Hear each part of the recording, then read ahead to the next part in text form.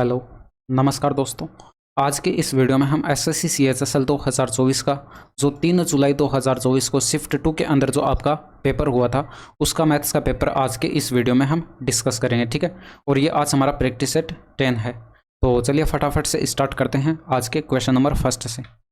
अब इसमें देखिए, एक व्यक्ति 5,000 की धनराशि को 5 वर्षों के लिए साधारण ब्याज पर इस प्रकार निवेश करता है कि पहले 2 वर्षों के लिए ब्याज दर 10% वार्षिक है और अगले 3 वर्षों के लिए यह 12% वार्षिक है। अब 5 वर्ष के अंत में वह कितना ब्याज अर्जित करेगा, ये आपको बताना था। आसान सा प्रश्न था। 2 और 3 5 वर्ष हो चुके हैं। अब यहाँ पर देख सकते हैं 10 इंटू में 2 करते यानी कि 20% का यहाँ पर, 12 इंटू में 3 करते तो 36% यहाँ पर, यानी कि ओवरऑल 56% का यहाँ पर ब्याज मिला है। तो 5,000 का आपको डायरेक्ट जो है 56% कैलकुलेट कर लेना था और आपके पास यहाँ पर आंसर आ जाता। तो 5 6 30 हो गया और ये 28 हो जाएगा, आगे एक 0 आ जाएगा, यानी कि 2800 आपके प्रश्न का सही आंसर था। अब इसमें देखिए 2 रैखिक समीकरण आपको दी गई और इनके द्वारा निर्मित उस क्षेत्र का क्षेत्रफल ज्ञात कीजिए जो इन रेखाओं और एक्स एक्सिस से परिबद्ध यानी कि बाउंडेड है। अब देखिए रैखिक समीकरण, पीछे हमने जितने भी क्वेश्चंस बनाए हैं उनमें सिर्फ एक रैखिक समीकरण दी थी और वहाँ पर हमने क्या किया था, टेबल बनाई थी। अब यहाँ पर भी हम टेबल बनाने वाले हैं। हमें 2 रैखिक समीकरण दी गई हैं। अब यहाँ पर एक्स और वाई के मानों की हम यहाँ पर टेबल बनाएंगे, ठीक है। तो ये इस इक्वेशन से हम यहाँ पर एक टेबल बनाएंगे और इस इक्वेशन से एक टेबल हम यहाँ पर बनाएंगे। अब यहाँ पर मान लीजिए आपके पास यहाँ पर ये x है और ये y है, ठीक है। अब अगर हम यहाँ पर x की जगह 0 रखें तो y बराबर कितना आ जाएगा, ये वाला टर्म 0 हो जाएगा, तो y बराबर 6 आ जाएगा। इसके बाद अगर आप यहाँ पर y का मान 0 रख दें तो x बराबर, देखिए 2x बराबर 6 आ जाएगा, यानी कि आपके पास यहाँ पर x बराबर कितना आ जाएगा, 3 आ जाएगा। इसके बाद आप यहाँ पर इसमें अगर x और y का मान 0 रखें तो आपके पास यहाँ पर क्या बनेगा, देखिए अगर आप यहाँ पर x का मान 0 रख दें तो ये वाला टर्म 0, यानी कि -y बराबर -2, -y बराबर -2 यानी कि y बराबर 2 आ जाएगा, ठीक है। अगर आप यहाँ पर y का मान 0 रख दें तो यहाँ पर 2x बराबर -2 यानी कि x बराबर -1 आ जाएगा, ठीक है। तो ये 2 टेबल हमने यहाँ पर बना लिया। अब हम यहाँ पर क्या करेंगे, इन दोनों टेबल से यहाँ पर ग्राफ बनाएंगे, ठीक है। तो ये ग्राफ हम यहाँ पर बना लेंगे। अब यहाँ पर देखिए अप्रोक्सीमेट हम यहाँ पर मान के चलेंगे कि यहाँ पर ये बिंदु है, ठीक है। बाकी एक्सैक्ट हमें कोई बनाना है नहीं। अब इसमें देखिए यहाँ पर एक्स एक्स पर हम 0 स्टेप चलेंगे और वाई एक्स पर जो है हम 6 स्टेप तक चलेंगे। तो मान लेते हैं यहाँ पर ये बिंदु है, ठीक है। अब यहाँ पर ये बिंदु है तो इसको 0 और कोमा 6 आप यहाँ पर लिखेंगे। और इसके बाद यहाँ पर दूसरा बिंदु अगर देखें तो एक्स पर आप 3 स्टेप चलेंगे और वाई एक्स पर जो है वो आप यहाँ पर 0 स्टेप चलेंगे। तो यहाँ पर मान लेते हैं ये लगभग मान लेते हैं यहाँ पर ये बिंदु है, ठीक है। अब यहाँ पर देखिए ये आपके पास एक्स एक्स पर आपने यहाँ पर 3 स्टेप चला और वाई एक्स पर जो है आपने 0 स्टेप चला, ये इस बिंदु के निर्देशांक हो जाएंगे। अब दूसरी इक्वेशन से अगर आप यहाँ पर देखें तो इसमें अगर आप यहाँ पर y बराबर 0 चलेंगे और y बराबर 2 स्टेप चलेंगे तो मान लेते हैं यहाँ पर ये अप्रोक्सीमेट यहाँ पर कोई बिंदु आ जाएगा, ठीक है। अब यहाँ पर ये 0 और ये आपके पास यहाँ पर कोमा 2 हो जाएगा। इसके बाद आप यहाँ पर देख सकते हैं x पर -1 चलेंगे और y पर आप यहाँ पर 0 चलेंगे। तो यहाँ पर मान लेते हैं अप्रोक्सीमेट यहाँ पर ये बिंदु है, ठीक है। तो ये -1 हो जाएगा और ये आपके पास यहाँ पर y बराबर 0 हो जाएगा, ठीक है। तो ये इस बिंदु के निर्देशांक हो जाएंगे। अब यहाँ पर आप क्या करेंगे, इन बिंदुओं को आपस में मिला देंगे। इन बिंदुओं को यहाँ पर मिला दिया और इन बिंदुओं को यहाँ पर मिला दिया। अब इसी रेखा को हम आगे की ओर बढ़ाते हैं तो ये दोनों रेखा यहाँ पर इस बिंदु पर, एक बिंदु पर जहाँ पर ये कट कर रही हैं उस बिंदु के निर्देशांक क्या होंगे वो आप कैसे कैलकुलेट करेंगे। अब देखिए 2 इक्वेशन थी, आप इनको चाहे तो प्रतिस्थापन विधि से सोल्व कर लीजिए, चाहे आप विलोपन विधि से सोल्व कर लीजिए। 2x प्लस का y बराबर 6 है और यहाँ पर 2x माइनस का y बराबर -2 है। तो विलोपन विधि से आसान रहेगा, यानी कि आप इन दोनों इक्वेशन को ऐड करेंगे तो y से y कट जाएगा, 4x बराबर 4 आएगा, यानी कि x बराबर आपके पास 1 आ जाएगा। तो y बराबर आप किसी भी इक्वेशन में आप x का मान 1 रख दीजिए, y बराबर कितना आ जाएगा, 4 आ जाएगा, ठीक है। तो यहाँ पर इस बिंदु के जो प्रतिच्छेद बिंदु के निर्देशांक जो है वो आपके पास 1,4 आए हैं, ठीक है। अब यहाँ पर अगर आप देखें ये आपके पास यहाँ पर एक ट्रायंगल बन रहा है, इसी ट्रायंगल का आपको यहाँ पर क्या करना है, क्षेत्रफल कैलकुलेट करके बताना है, ठीक है। तो जब आप इसका क्षेत्रफल कैलकुलेट करेंगे तो इसकी हाइट क्या हो जाएगी, तो यहाँ पर इस बिंदु से आप यहाँ पर ये मापेंगे, इस बिंदु से आप इसकी हाइट मापेंगे और ये आप यहाँ पर वाई एक्स के सापेक्ष मापेंगे, ठीक है। तो वाई एक्स के सापेक्ष अगर आप यहाँ पर देखें तो वाई पर आप 4 स्टेप चले थे, यानी कि इसकी हाइट 4 इकाई हो जाएगी, ठीक है। इसके बाद आप यहाँ पर इसका बेस अगर देखें तो इसका बेस आपके पास यहाँ से लेकर यहाँ तक होगा, यानी कि -1 से लेकर 3 तक आप यहाँ पर चलेंगे तो 4 इकाई आपके पास यहाँ पर इसका बेस हो जाएगा। क्योंकि यहाँ पर देखिए -1 स्टेप वाई एक्स से -1 स्टेप इधर चले थे और वाई एक्स से 3 स्टेप इधर चले थे, तो ओवरऑल आपके पास यहाँ पर गैप कितने का हो जाएगा, 4 इकाई का हो जाएगा। बस अब आपको यहाँ पर कुछ नहीं करना, एरिया बराबर 1/2 आधार इंटू में ऊंचाई फॉर्मूला लगा देना। तो 1/2 आधार आपके पास यहाँ पर 4 है, ऊंचाई आपके पास यहाँ पर 4 है, तो 8 वर्ग इकाई जो है आपके पास इसका क्षेत्रफल हो जाएगा, ठीक है। नेक्स्ट देखिए, अब इसमें देखिए ए बी और सी जो है तीन बिंदु आपको इस प्रकार बताए गए कि ए बी बराबर 11, बी सी बराबर 13 और यहाँ पर ए सी बराबर 24 सेंटीमीटर है। तो ए बी और सी से गुजरने वाले वृत्तों की संख्या बतानी है। अब देखिए हो सकता है आपको यहाँ पर ये लग रहा है कि यहाँ पर ये ट्रायंगल बनेगा, तो हम यहाँ पर एक ट्रायंगल बना के देख लेते हैं। ये आपके पास यहाँ पर ए और बी और ये सी मान लेते हैं एक ट्रायंगल है, ठीक है। अब इसमें ए बी बराबर आपको 11 बताएगा और बी सी बराबर आपको 13 बताएगा और ए सी बराबर आपको 24 बताएगा। आपने पढ़ा है कि यहाँ पर किन्हीं दो भुजाओं का अगर हम योग करते हैं तो तीसरी भुजा से यहाँ पर क्या होगा, बड़ा होगा। दो भुजाओं का योग करते हैं तो तीसरी भुजा से बड़ा होगा, लेकिन यहाँ पर अगर उन दोनों भुजाओं का आप डिफरेंस करते हैं तो वो आपके पास यहाँ पर तीसरी भुजा से छोटा होगा। तो आप यहाँ पर करके चेक कर लीजिए भाई, 11 प्लस का अगर आप यहाँ पर 13 करेंगे तो ये बराबर होना चाहिए तीसरी भुजा 24 से, यहाँ पर बड़ा होना चाहिए, इससे बड़ा होना चाहिए, ठीक है, इससे बड़ा होना चाहिए तीसरी भुजा से, ठीक है। तो यहाँ पर क्या ये तीसरी भुजा 24 से ये बड़ा है? नहीं है, क्योंकि आप यहाँ पर 11 प्लस 13 करेंगे तो 24 बनेगा, यानी कि ये बराबर बन रहा है, तो ये आपके पास यहाँ पर बड़ा तो नहीं है। इसके बाद अगर आप यहाँ पर इनका डिफरेंस करें, यानी कि 13 माइनस 11 करेंगे तो यहाँ पर डिफरेंस 2 का आएगा। क्या 2 आपके पास यहाँ पर 2 से आपके पास यहाँ पर ये तीसरी भुजा बड़ी है? तो यहाँ पर ये बड़ी तो है, लेकिन यहाँ पर ये इन दोनों भुजाओं के योग से जो है छोटी नहीं है, बराबर है, ठीक है। तो ये वाली शर्त यहाँ पर संतुष्टि नहीं हो रही, इसका मतलब यहाँ पर ये ट्रायंगल नहीं बनेगा। अब ये ट्रायंगल नहीं बनेगा तो यहाँ पर क्या बनेगा, ये तीनों बिंदु संरेख हो सकते हैं। यानी कि अगर आप यहाँ पर ये एक रेखा खींचे और इस पर आप यहाँ पर 3 बिंदु मान लें, ये ए हो गया, ये बी हो गया और ये सी हो गया। ए बी आपको 11 बताएगा, बी सी 13 बताएगा। तो अगर आप यहाँ पर टोटल करेंगे तो आपके पास यहाँ पर देखिए 24 बन रहा है, और यहाँ पर ए सी जो है वो आपको प्रश्न में 24 दिया गया था टोटल, यानी कि आपके पास यहाँ पर तीनों बिंदु जो है वो संरेखीय दे रखे हैं। अब अगर आप यहाँ पर इन तीनों बिंदुओं से अगर कोई वृत्त खींचे तो खींच के देख लीजिए, आप क्या इन तीनों बिंदुओं से गुजरता हुआ कोई वृत्त खींच पाएंगे? नहीं खींच पाएंगे। आप ज़्यादा से ज़्यादा क्या कर सकते हैं, 2 बिंदुओं से गुजरता हुआ वृत्त इस तरह से ये खींच सकते हैं, लेकिन ये तीसरा बिंदु फिर भी रह जाएगा, ठीक है। तो आप यहाँ पर देख सकते हैं इन तीनों बिंदुओं से गुजरता हुआ वृत्त आप यहाँ पर एक भी नहीं खींच पाएंगे, तो 0 वृत्त आपके प्रश्न का यहाँ पर सही आंसर हो जाएगा, ठीक है, ऑप्शन नंबर फर्स्ट। नेक्स्ट देखिए, अब इसमें देखिए यहाँ पर ए बी को 45% लाभ पर एक बाइक बेचता है और फिर बी इसे सी को 30% लाभ पर बेच देता है और सी जो है 43,355 का भुगतान करता है। तो ए के लिए बाइक का क्रय मूल्य जो है कॉस्ट प्राइस आपको कैलकुलेट करके बताना है। तो आप यहाँ पर एक्स जो है कॉस्ट प्राइस मान लीजिए, और यहाँ पर 45% का प्रॉफिट की बात हो रही है। 45% की फ्रैक्शन वैल्यू हो जाएगी 9/20, यानी कि 20 पर यहाँ पर 9 का प्रॉफिट हुआ तो 29/20 आप यहाँ पर इसका कैलकुलेट कर लेंगे, ठीक है। अब 30% की फ्रैक्शन वैल्यू 3/10 होती है, यानी कि आप इसका 13/10 कैलकुलेट कर लेंगे, और ये बराबर हो जाएगा जितना ये भुगतान कर रहा है। तो 43,355 के बराबर कर दीजिए और कैलकुलेट कर दीजिए। अब इसमें आप यहाँ पर देख सकते हैं, अगर आप इसको 13 से डिवाइड करें तो 13 एकम 13 हो जाएगा, फिर यहाँ पर और यहाँ पर 13 का 3 बार चला जाएगा, 13 3 39 हो जाएगा। इसके बाद यहाँ पर 4 बचेगा, उतारेंगे 3 43 हो गया, 13 3 39 हो जाएगा। फिर आपके पास यहाँ पर 4 बचेगा, 45 हो गया, फिर 13 3 39, 6 बचेगा, 13 5 65 हो जाएगा, ठीक है। अब आप इसमें 29 का डिवाइड करेंगे तो 29 का एक बार चला जाएगा। फिर यहाँ पर आपके पास 4 शेषफल बचेगा, उतारेंगे 3 43 हो जाएगा। फिर यहाँ पर एक बार फिर चला जाएगा। अब यहाँ पर आपके पास जो शेषफल बचेगा वो 14 बचेगा, और 29 5 145 होता है, यानी कि 115 आ गया। अब 20 इंटू में 10 करेंगे तो ये 200 बनेगा, 200 के उधर गुणा करा दीजिए। x बराबर 115 का 2 गुणा करेंगे 230 हो जाएगा, और आगे आपके पास यहाँ पर 2 0 आ जाएंगे, यानी कि 23,000 आपके प्रश्न का सही आंसर था। अब चाहते तो आप इसका देखिए 145%, x का 145% और फिर 130% कैलकुलेट करते, तब भी आपके पास आंसर आ जाता, लेकिन उसमें आपको कैलकुलेशन जो है ज़्यादा करानी पड़ती, ठीक है। अब इसमें देखिए यहाँ पर ए बराबर ए और बी का रेशियो आपको बताएगा, बी और सी का रेशियो बताएगा, और आपको तीनों का एक साथ रेशियो बताना है। तो आप यहाँ पर तीनों का अगर एक साथ रेशियो बनाएंगे तो ए का बी के साथ तो 3:7, और ये आपके पास यहाँ पर 4:9 बताएगा, ठीक है। तो ट्रिक मैंने आपको यहाँ पर क्या बता रखी है कि आप यहाँ पर क्या करेंगे, 7 के सामने 7 लिखेंगे, 4 के सामने 4 लिखेंगे, तो ये 12 हो गया और ये 28 हो गया। मल्टीप्लाई करेंगे तो 700 के 28, ये 9 7 63 हो जाएगा। तो ऑप्शन नंबर फर्स्ट आपको यहाँ पर आंसर दिखाई पड़ेगा। अब इसमें देखिए कैलकुलेशन करनी है, 17 और 15 ये 32 हो जाएगा। 32 में आप 2 का डिवाइड करेंगे 16 आ जाएगा, माइनस का 11 है और प्लस का 64 हो जाएगा, 16,464, माइनस का 28 हो जाएगा, प्लस का आप यहाँ पर करेंगे ये आपके पास यहाँ पर माइनस में आ जाएगा, क्योंकि ब्रैकेट में माइनस का 3 बचेगा, तो माइनस का 13 3 39 आ जाएगा, ठीक है।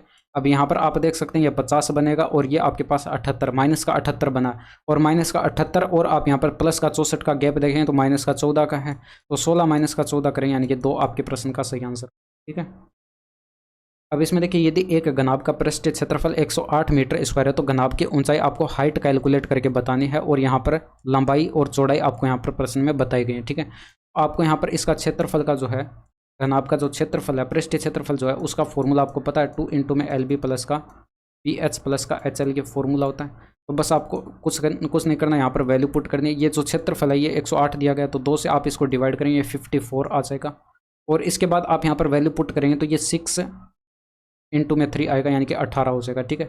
और प्लस का आप यहाँ पर करेंगे b इंटू में h, यानी कि 3h हो जाएगा, प्लस एच एल करेंगे तो ये 6h हो जाएगा, और इक्वल टू आपके पास 54 आ जाएगा। 18 इधर घटाएंगे तो 36 बचेगा, यानी कि 9h इक्वल टू क्या आ जाएगा 36, तो h इक्वल टू कितना आ जाएगा 4 आ जाएगा, और ये आपके प्रश्न का सही आंसर होगा, ठीक है।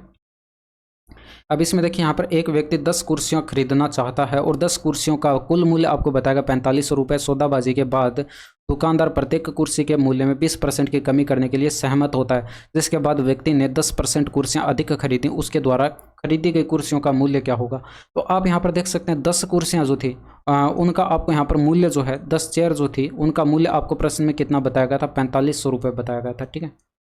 तो आप यहाँ पर देख सकते हैं एक चेयर का मूल्य कितना हो जाएगा, आप इधर 10 का डिवाइड कर देते हैं, यानी कि 450 रुपये हो जाएगा। तो एक चेयर का मूल्य अगर 450 रुपये है और आपसे बोला गया है कि यहाँ पर 20% की कमी कर दी जाती है, यानी कि 80% आपके पास यहाँ पर मूल्य रहा होगा, तो 450 का अगर आप यहाँ पर 80% कैलकुलेट करें तो 80% की फ्रैक्शन वैल्यू 4/5 होती है, और यहाँ पर इसका 4/5 कैलकुलेट कर देंगे। अब इस कारण से यहाँ पर ये 10% कुर्सियाँ अधिक खरीद पा रहा है, यानी कि पहले 10 खरीद पा रहा था तो अब एक ज़्यादा खरीद पा रहा है, यानी कि यहाँ पर 11 कुर्सियाँ खरीद पा रहा है, तो 11 कुर्सियों का मूल्य कितना हो जाएगा? एक कुर्सी का मूल्य इतना है तो 11 कुर्सियों का कितना हो जाएगा? 11 से आप मल्टीप्लाई कर देंगे, ये आपके पास यहाँ पर 9 पंचे 45, 9 के 36, यानी कि 360 इंटू में 11 करेंगे तो ये आपके पास यहाँ पर 3960 आपके प्रश्न का सही आंसर हो जाएगा, ठीक है। अब इसमें देखिए 26 सेंटीमीटर व्यास वाले एक वृत्त में प्रत्येक 10 सेंटीमीटर लंबाई की दो समान समांतर जीवाएं हैं। दोनों जीवाओं के बीच की दूरी आपको यहाँ पर बतानी है क्या होगी। तो सबसे पहले हम यहाँ पर एक वृत्त बना लेंगे। अब इसके अंदर जो है आपको यहाँ पर दो समांतर जीवाएं आपको प्रश्न में बताई गई, ठीक है। तो एक जीवा मान लेते हैं यहाँ पर ये है, ठीक है, और दूसरी जीवा आप यहाँ पर ये मान लीजिए। अब इन दोनों की लंबाई समान बताई गई। अब यहाँ पर अगर आप इस जीवा से इस केंद्र पर परपेंडिकुलर खींचेंगे तो ये इसको दो बराबर बराबर भागों में बांटेगा। अब टोटल 10 सेंटीमीटर इसकी लंबाई थी, तो यहाँ पर ये 5 और 5 में बंट जाएगी। इसके अलावा आप केंद्र से जो है इस बिंदु को यहाँ पर मिलाते हैं तो ये इस वृत्त की त्रिज्या होगी, जो कि आपको प्रश्न में देखिए व्यास यहाँ पर 26 सेंटीमीटर बताएगा, तो त्रिज्या कितनी हो जाएगी? 13 सेंटीमीटर। तो त्रिज्या 13 सेंटीमीटर है, तो आप यहाँ पर देख सकते हैं ये समकोण त्रिभुज बन रहा है, यानी कि 5, 12, 13 का ट्रिपलेट यहाँ पर बनता है, यानी कि 12 आपके पास यहाँ पर केंद्र से लंबवत दूरी हो जाएगी इस वाली जीवा की, ठीक है। अब इसी तरह से सेम कंसेप्ट आप अप्लाई करते तो यहाँ पर इस जीवा की लंबवत दूरी भी आपके पास 12 आती, क्योंकि दोनों जीवाओं की लंबाई आपको यहाँ पर प्रत्येक कितनी बता रखी है? 10 सेंटीमीटर, यानी कि बराबर बता रखी है, और दूसरी के समांतर भी है। अब यहाँ पर इनके बीच की दूरी आपको यहाँ पर बतानी थी, तो इनके बीच की दूरी आप यहाँ पर देख सकते हैं 24 सेंटीमीटर आपके पास आ रही है। आंसर लगा दीजिए। अब इसमें देखिए निम्नलिखित व्यंजक का मान आपको कैलकुलेट करके बताना है, तो आप यहाँ पर क्या करेंगे? इन दोनों एंगल को ऐड करके देखिए यहाँ पर 30 प्लस का थीटा, हालांकि आपको डायरेक्ट दिखाई पड़ जाएगा 60 माइनस का थीटा, तो थीटा से थीटा कट गया बराबर 90 डिग्री बन रहा है। अब 90 डिग्री बन रहा है तो 90 डिग्री पर आपको पता है साइन और कोस आपस में बराबर होंगे, और दोनों का डिफरेंस करेंगे तो आपस में कट जाएंगे, यानी कि 0 आपके पास यहाँ पर आंसर आ जाएगा। तो इस तरह से आप यहाँ पर बना सकते थे, हालांकि डायरेक्ट आपको दिखाई पड़ रहा था, जबकि आप यहाँ पर वैल्यू पुटिंग से भी बना सकते हैं। चाहे तो आप यहाँ पर थीटा बराबर क्या रख सकते हैं? चाहे तो आप यहाँ पर 0 डिग्री रख सकते हैं, चाहे तो आप यहाँ पर 15 डिग्री भी रख सकते हैं, क्योंकि 15 डिग्री रखें तो 45 डिग्री, और यहाँ पर भी 45 डिग्री बनेगा, आपस में बराबर होंगे, कट जाएंगे, ठीक है, क्योंकि 45 डिग्री पर दोनों की वैल्यू आपस में बराबर होती है। और इसके बाद यहाँ पर आप 30 डिग्री रखेंगे तो यहाँ पर आपके पास 60 डिग्री बनेगा, और यहाँ पर 30 डिग्री बनेगा। अब 60 और 30 डिग्री पर साइन का मान जो है, साइन और कोस का मान आपस में बराबर होता है, तो वैसे भी कट जाते हैं। तो आंसर आपके पास यहाँ पर 0 आता। आप चाहें तो वैल्यू पुटिंग से भी कैलकुलेट कर सकते थे, ठीक है। बाकी अगर आपने यहाँ पर जिद पकड़ रखी है कि फॉर्मूले से बनाएंगे, तो आप यहाँ पर क्या करेंगे? साइन ए प्लस बी का फॉर्मूला लगा दीजिए, और यहाँ पर कोस ए माइनस बी का फॉर्मूला लगा दीजिए, तब भी आपके पास आंसर सेम आएगा, ठीक है। अब इसमें देखिए 2015 से 2020 के अवधि के दौरान किस पाठ्यक्रम की वृद्धि दर प्रतिशत में सबसे अधिक है? तो आप यहाँ पर देख सकते हैं अभियांत्रिकी में अगर आप यहाँ पर देखेंगे 2015 से 2020 तक, तो यहाँ पर टोटल 200 का इंक्रीमेंट आपको यहाँ पर दिखाई पड़ा। 200 का इंक्रीमेंट दिखाई पड़ा कितने पर? 1200 पर, और गुणा 100 करते हैं तो ये 1/6 आता है, यानी कि 16 से 2/3% आपके पास यहाँ पर यह बनता, ठीक है। अब यहाँ पर आप देखते हैं प्रतिशत वृद्धि, तो इसमें आप यहाँ पर देख सकते हैं 100 का इंक्रीमेंट आपको यहाँ पर दिखाई पड़ा कितने पर? 850 पर, और गुणा 100 करते हैं तो आप यहाँ पर देख सकते हैं ये 5 से कटेगा, 0 से 0 कट जाएगा, 5 से कटेगा तो ये 2/17 बनेगा, और 1/17 की प्रतिशत वैल्यू क्या हो जाएगी? 5 सही 15/17 17% हो जाएगी। तो जब आप इसमें 2 का गुणा कराएंगे तो ये आपके पास यहाँ पर क्या बनेगा, ये आपके पास यहाँ पर 11 सही 13/17% बन जाएगा, ठीक है। अब यहाँ पर आप इसमें देख सकते हैं, ये आपके पास यहाँ पर जो है कला में अगर आप यहाँ पर देखेंगे तो कला के अंदर आपको यहाँ पर 450 से 750 यानी कि 300 का इंक्रीमेंट दिखाई पड़ा। इतने पर 4500 पर 0 से 0 कट जाता और यहाँ पर 15 से डिवाइड करते 2/3। अब 2/3 के प्रतिशत वैल्यू क्या हो जाएगी, ये आपके पास यहाँ पर 66 सही 2/3% हो जाएगी। इसके बाद आप यहाँ पर देख सकते हैं 240 से 320 यानी कि टोटल 80 का इंक्रीमेंट आपको यहाँ पर दिखाई पड़ा। 80 का इंक्रीमेंट दिखाई पड़ा कितने पर, 240 पर, और गुणा 100 करते हैं तो ये 1/3 यानी कि 33 सही 1/3% आपको यहाँ पर दिखाई पड़ेगा। तो सबसे ज़्यादा किस में आपको यहाँ पर दिखाई पड़ रहा है, सबसे ज़्यादा आपको यहाँ पर 66 से 2/3% दिखाई पड़ रहा है, और ये आया किससे था, कला से। ऑप्शन नंबर 4 आपके प्रश्न का सही आंसर हो जाएगा। बाकी इंग्लिश वाले इसे पढ़ सकते हैं यहाँ पर वीडियो को पॉज करके, ठीक है। अब इसमें देखिए यहाँ पर वर्ष 2001 और 2002 के बीच जो है लाभ का आपको यहाँ पर अंतर कैलकुलेट करके बताना है। इंग्लिश वाले इसे पढ़ सकते हैं यहाँ पर वीडियो को पॉज करके, ठीक है। अब यहाँ पर आप क्या करेंगे, 2001 में देखेंगे, 2002 में देखेंगे। तो यहाँ पर प्रॉफिट आप देख सकते हैं 20 का दिखाई पड़ रहा है, और यहाँ पर प्रॉफिट देखेंगे तो आपको यहाँ पर 10 का दिखाई पड़ रहा है, क्योंकि आय और व्यय के बीच ये ग्राफ दिखाया गया। अब इन दोनों का गैप देखिए, यहाँ पर ये 10 का आपको दिखाई पड़ा, और ये डेटा आपको लाख में दे रखे थे, तो 10 लाख आपके प्रश्न का सही आंसर हो जाएगा, ठीक है। अब इसमें देखिए एक समकोण त्रिभुज ABC इस प्रकार है कि इसमें BAC बराबर 90 डिग्री बताया गया और ADBC पर लंबवत है, और यदि ABC का क्षेत्रफल आपको 63 सेंटीमीटर स्क्वायर और ACD का क्षेत्रफल जो है 7 सेंटीमीटर स्क्वायर बताया गया, और AC बराबर 5 सेंटीमीटर, तो BC की लंबाई आपको यहाँ पर कैलकुलेट करके बतानी है। तो सबसे पहले हम यहाँ पर एक समकोण त्रिभुज बना लेते हैं, ठीक है। ये मान लेते हैं आपके पास यहाँ पर ABC जो है A पर यह समकोण बताया गया, ठीक है। A B और ये C आपके पास यहाँ पर कोई ट्रायंगल है, समकोण त्रिभुज है, ठीक है। अब इसमें आप यहाँ पर क्या करेंगे, AD जो है ये BC पर एक परपेंडिकुलर खींचेंगे। अब यहाँ पर ये परपेंडिकुलर खींचेंगे तो ये 90 डिग्री का होगा। अब इसके बाद आप यहाँ पर देख सकते हैं AC आपको 5 सेंटीमीटर बताएगा, और इसमें जो है आपसे BC की लंबाई आपसे पूछी गई है, ठीक है। अब यहाँ पर हम क्या करेंगे, इन दोनों, ये आप यहाँ पर देख सकते हैं एक तो ये वाला ट्रायंगल बन रहा है और ये पूरे वाला ट्रायंगल, इन दोनों का हम समरूप करने की कोशिश करेंगे। इसमें देखिए यहाँ पर ये 90 डिग्री है तो इसमें ये 90 डिग्री रहा, ठीक है। इसके बाद आप यहाँ पर देख सकते हैं ये वाला कोण जो है इस वाले ट्रायंगल के अंदर भी आ रहा है और पूरे वाले ट्रायंगल के अंदर भी आ रहा है, यानी कि उभयनिष्ठ है, कॉमन है। तो यहाँ पर 2 कोण बराबर हो चुके हैं, तो तीसरा कोण तो स्वतः ही बराबर हो जाएगा। हम यहाँ पर एक थ्योरम पढ़ रखे हैं हमने यहाँ पर कि ए समरूपता कसौटी से अगर किन्हीं 2 ट्रायंगल के अंदर 2 कोण बराबर हो जाते हैं तो ए सिमिलरिटी क्राइटेरियन से हम कह सकते हैं कि दोनों ट्रायंगल क्या होंगे, सिमिलर होंगे, यानी कि ये वाला ट्रायंगल जो है पूरे वाले ट्रायंगल के क्या होगा, सिमिलर होगा। अब सिमिलर हो चुका है तो हम यहाँ पर कह सकते हैं कि इस पूरे वाले ट्रायंगल का एरिया जो है, area of triangle BAC, area of triangle BAC और अपॉन करेंगे एरिया ऑफ ट्रायंगल ADC, ठीक है। तो यहाँ पर इनके क्षेत्रफलों का अनुपात जो है इनकी संगत भुजाओं के अनुपात के बराबर होगा, यानी कि यहाँ पर आप 90 डिग्री के सामने की भुजा देखेंगे तो BC है, तो आप यहाँ पर BC ऊपर रखेंगे, और इसमें 90 डिग्री के सामने की भुजा देखेंगे तो ये आपको AC दिखाई पड़ रही है, तो AC का होल स्क्वायर हो जाएगा, ठीक है। अब यहाँ पर आप वैल्यू पुट कर दीजिए। इसमें आप यहाँ पर अगर ऊपर वाले ट्रायंगल का एरिया रखेंगे तो ये आपको यहाँ पर प्रश्न में जो है 63 सेंटीमीटर स्क्वायर बताएगा, और नीचे वाले का 7 सेंटीमीटर स्क्वायर। तो बराबर के साइड आपके पास BC 5 है और AC 5 है, BC आपको यहाँ पर कैलकुलेट करना है, तो BC और बट्टे के अंदर AC 5 और इसका होल स्क्वायर हो जाएगा। ये 7 से डिवाइड करेंगे 9 7 63 हो गया, दोनों साइड आप वर्गमूल लेंगे तो आपके पास इधर की साइड तो 3 आ जाएगा, बराबर की साइड BC बटे 5 आ जाएगा। तो आप कह सकते हैं कि BC बराबर कितना हो जाएगा, 15 सेंटीमीटर हो जाएगा, और ये आपसे पूछा गया था। अब इसमें देखिए सुषमा और प्रीति द्वारा जो है शिक्षा पर किए गए वे के केंद्रीय कोणों का अनुपात आपको बताना कितना होगा। तो ये प्रश्न जो है पीछे पूछा गया एक बार पहले भी। अब इसमें देखिए सुषमा और प्रीति आपको यहाँ पर बताया गया हर महीने जो है एक बराबर राशि खर्च करते हैं, यानी कि इन दोनों का टोटल खर्च जो है वो बराबर बताया गया। अब यहाँ पर तो आप देख सकते हैं भाई शिक्षा पर आपको देखना था, एजुकेशन पर, यानी कि आप यहाँ पर देख सकते हैं 7200 है सुषमा का, तो ठीक है। लेकिन इसका अगर आप यहाँ पर देखें तो 24% है, लेकिन यहाँ पर टोटल खर्चा इसका बराबर था, यानी कि यहाँ पर आप टोटल खर्चा देखें तो टोटल खर्चा कितना है, आप यहाँ पर देख सकते हैं 11,000 हो जाएगा, और ये 1800 और 7200 ये आपके पास यहाँ पर 9,000 हो जाएगा, और 10,000 ये, तो 20 और ये 30,000 आपके पास यहाँ पर टोटल बनेगा। तो आप यहाँ पर देख सकते हैं ये 30,000 जो है आपके पास यहाँ पर टोटल खर्चा बन रहा है, इसका मिलाकर टोटल मिलाकर उतना ही खर्चा प्रीति का होगा। तो आप इनका रेशियो जब बनाएंगे तो ये 7200 तो सुषमा का खर्चा है, और इसके बाद यहाँ पर जो है 30,000 का 24% टोटल जो खर्चा है उसका 24% शिक्षा पर जो है प्रीति का खर्चा है। तो इसका 24% कैलकुलेट करके आप इनका रेशियो बना लीजिए। आपको यहाँ पर दिखाई पड़ गया 1:1 आपके प्रश्न का सही आंसर हो जाएगा, क्योंकि 30,000 का अगर आप यहाँ पर 24% कैलकुलेट करेंगे तो बेहतर सही तो होगा। बाकी इंग्लिश वाले यहाँ पर इसको पढ़ सकते हैं वीडियो को पॉज करके, ठीक है। अब इसमें देखिए 1 वर्ष के 12 माह में टी का वेतन आपको इस प्रकार बताया गया है, और इसमें जो है टी का प्रति माह औसत वेतन रुपए में कितना है ये आपको बताना है। तो ये इसमें आप यहाँ पर देख सकते हैं 12 3 बार लिखा हो तो 12 3 36 आपके पास के हो जाएगा 1000 में, ठीक है। 15 3 बार लिखा हो तो 15 3 45 के आपके पास यहाँ पर ये हो जाएगा। इसके बाद आप यहाँ पर देख सकते हैं 21 3 बार लिखा हो 63 के ये हो जाएगा।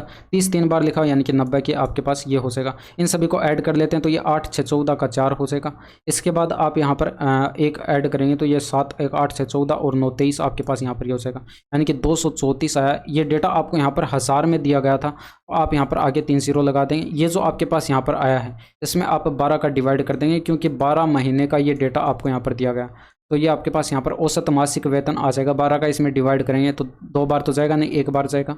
अब यहाँ पर 11 बचा शेषफल और उतारेंगे आप 4 114 और 12 नमा 108 होता है, ये आपके पास यहाँ पर 9 आ जाएगा। इसके बाद यहाँ पर 6 बचा और 6 बचा तो आप यहाँ पर आगे 1 0 उतार लेंगे, ठीक है। तो 12 पंचे 60 हो जाएगा और आगे 2 0 आ जाएंगे। ऑप्शन नंबर 2 आपके प्रश्न का सही आंसर था। इसमें देखिए 14 सेंटीमीटर ऊंचाई वाले एक लंबवर्तीय बेलन का वक्र पृष्ठीय क्षेत्रफल जो है 88 सेंटीमीटर स्क्वायर है। तो बेलन का कुल पृष्ठीय क्षेत्रफल कितना होगा ये आपको बताना। वक्र पृष्ठीय क्षेत्रफल जो है इस लंबवर्तीय बेलन का वक्र पृष्ठीय क्षेत्रफल का फॉर्मूला होता है 2πRh, यानी कि 2 × में 22/7 इंटू में r और इंटू में हाइट जो है वो आपको प्रश्न में बताई गई कितनी 14 है। तो ये बराबर 88 के आना चाहिए था।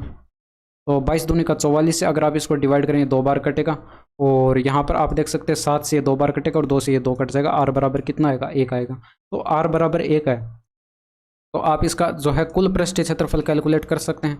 कुल पृष्ठीय क्षेत्रफल का फॉर्मूला जो है वो कितना हो जाएगा 2πr ब्रैकेट के अंदर r प्लस का h। तो यहाँ पर बस कुछ नहीं करना, वैल्यू पुट करनी है 2 × में 22/7 और इंटू में r का मान 1 रखेंगे, प्लस का आप यहाँ पर 14 रखेंगे। तो ये आपके पास यहाँ पर 2 × में 22 और बटे 7 और इंटू में आपके पास 15 बन जाएगा। देखिए 15 दूनी का 30 होता है, 30 के आप 22 से गुणा करते हैं तो 660 आ जाएगा। बट्टे के अंदर 7 सेंटीमीटर स्क्वायर में जो है आपके पास इसका कुल पृष्ठीय क्षेत्रफल आ जाएगा, ठीक है। अब इसमें देखिए 18 लोग किसी काम का 1/5 भाग 10 दिन में पूरा कर सकते हैं। उसी काम का 2/5 भाग 5 दिनों में पूरा करने के लिए कितने लोगों की आवश्यकता होगी। तो MDH/W वाला फॉर्मूला लग जाएगा। इसमें देखिए लोगों की संख्या कितनी 18 है और ये टोटल काम 50 दिन में कर पाएंगे। भाई 1/5 भाग 10 दिन में, तो यहाँ पर टोटल काम 50 दिन में, और यहाँ पर टोटल काम 1 यूनिट का हम मान लेते हैं, ठीक है, बराबर की साइड। यहाँ पर मान लेते हैं x हमें आदमी चाहिए और यहाँ पर जो है आपके पास x लोग हमें चाहिए, और यहाँ पर 2/5 भाग 5 दिन में, तो यहाँ पर जो है टोटल काम 12.5 दिन में हो जाएगा, ठीक है। और यहाँ पर भी टोटल वर्क 1 यूनिट होगा। तो जब आप इसको कैलकुलेट करें आप यहाँ पर देख सकते हैं 12.5 का 4 गुना आपके पास यहाँ पर 50 होगा। तो यहाँ पर 18 4 72 आपके प्रश्न का सही आंसर हो जाएगा, ठीक है। यानी कि x लोगों की यहाँ पर आवश्यकता होगी। अब यहाँ पर देखिए ये मैंने जो है यहाँ पर ये 50 और ये 12.5 ये लिखा है। ये कैसे लिखा है आप यहाँ पर देख सकते हैं, एक यहाँ पर एक भाग जो है टोटल काम का 1 भाग 10 दिन में हो रहा है, तो टोटल 5 यूनिट का काम जो है कितने दिन में हो जाएगा। भाई 10 × में 5 कर देंगे 50 हो जाएगा। आप यहाँ पर देख सकते हैं 2 यूनिट जो है टोटल 5 में से 2 यूनिट 5 दिनों में हो रहा है, तो 1 यूनिट 2.5 दिन में, तो यहाँ पर टोटल 5 यूनिट यानी कि 5 × में 2.5 करेंगे तो 12.5 आ जाएगा, ठीक है। तो इस तरह से मैंने कैलकुलेट किया, ठीक है। अब यहाँ पर देखिए रमन अपनी आय का 75% जो है खर्च करता है और उसके आय में 25% की वृद्धि होती है, और वह अपने व्यय में 10% की वृद्धि करता है। उसकी बचत में कितने प्रतिशत की वृद्धि होगी। आप अगर इनकम को 100 मान लेते हैं, ठीक है, तो इक्वल टू एक्सपेंडिचर जो है वो आपको प्रश्न में 75% बताएगा, यानी कि 75 यूनिट का खर्च हो जाएगा। तो सेविंग आपको यहाँ पर दिखाई पड़ रही है कितने की बची है, 25 की सेविंग बची होगी। ये फॉर्मूला होता है income equal to expenditure plus का सेविंग। 25 से आप इसको डिवाइड कर सकते हैं, तो यहाँ पर ये 4 बराबर 3 प्लस का 1 आ जाएगा, ठीक है। अब यहाँ पर आपसे बोला गया कि इसके व्यय में जो है 10% की वृद्धि और आय में जो है 25% की वृद्धि की जाती है, ठीक है। तो यहाँ पर 25% का इंक्रीमेंट हुआ और व्यय में जो है 10% का इंक्रीमेंट हुआ। और यहाँ पर एक्सपेंडिचर में जो है यहाँ पर सेविंग में जो है वो हमसे पूछा गया, तो यहाँ पर x मान लेते हैं, x% का इंक्रीमेंट हुआ। आप क्या करेंगे इनकी गुणा करा दीजिए। देखिए 25 100 के 100 हो जाएगी, यानी कि आपके पास यहाँ पर ये 100 हो गया, ये 30 हो जाएगा और यहाँ पर ये x हो जाएगा। तो आप यहाँ पर x बराबर कैलकुलेट करेंगे तो 70% आपके पास आ जाएगा, यानी कि सेविंग में कितने का इंक्रीमेंट हुआ, 70% की वृद्धि हुई। इसमें देखिए यहाँ पर दिए गए बार ग्राफ का अध्ययन करें और नीचे दिए गए प्रश्न का उत्तर दें। अब यहाँ पर बार ग्राफ में 2012 से 2017 तक 6 वर्षों की अवधि में 3 कंपनियों द्वारा निर्मित रसोई उपकरणों के उत्पादन को दर्शाया गया है। तो आप यहाँ पर देख सकते हैं वर्ष 2012 से 2017 की अवधि के दौरान कंपनी बी के औसत उत्पादन और क्रमशः संयुक्त रूप से वर्ष 2012, 2014, 2015 के दौरान कंपनी ए के औसत उत्पादन और एवं 2014, 2016 और 2017 के दौरान कंपनी सी के औसत उत्पादन के बीच का अंतर कितना है। तो इंग्लिश वाले जो हैं वो इसे पढ़ सकते हैं यहाँ पर वीडियो को पॉज करके, ठीक है। अब इसमें देखिए यहाँ पर 2012 से लेकर 2017 तक कंपनी बी का औसत देखना है। तो आप यहाँ पर टोटल करते जाइए भाई। यहाँ पर बी का देखें तो ऑरेंज वाला देखना है। तो ये आपको यहाँ पर 130 और 80 210, ये आपके पास 280 और ये आपके पास यहाँ पर 370 हो जाएगा। और 370 में 180 ऐड करेंगे तो 350, 450 और 550 हो गया। और 550 में 80 ऐड करेंगे तो 630 बनेगा। ये हमारे पास बी का आ जाएगा। और इसमें आप यहाँ पर 6 का डिवाइड करेंगे तो ये बी का एवरेज आपके पास आ जाएगा कितना, 105 आ जाएगा, ठीक है।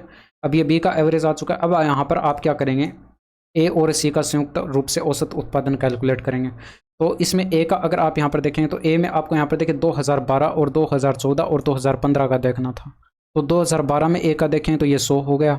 और इसके बाद 2014 में अगर आप ए का देखेंगे तो ये 160 हो गया। और 2015 में अगर आप यहाँ पर देखेंगे तो ये 150 हो गया। इनको ऐड कर लीजिए, 260, 310 और ये 410 आपके पास यहाँ पर टोटल बना है। इसको आप 3 से डिवाइड करेंगे क्योंकि 3 साल का ही डेटा है, ठीक है।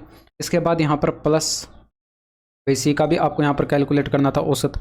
सी का अगर आप यहाँ पर देखेंगे तो सी का आप यहाँ पर देख सकते हैं, सी का आपको यहाँ पर देखना है ग्रे वाला। और इसका आपको यहाँ पर 2014, 16 और 17 के अंदर देखना है। तो 14 के अंदर 120 हो गया और 16 के अंदर 110 हो गया और 17 के अंदर 140 हो गया। ऐड कर लीजिए भाई, ये 230 हो जाएगा, ये 270, 370 आपके पास यहाँ पर टोटल बना। इसको भी आप 3 से डिवाइड करेंगे। अब ये जो भी औसत आएगा उनका टोटल करके आप इसको 2 से डिवाइड करेंगे, तब आपके पास यहाँ पर संयुक्त औसत उत्पादन आएगा।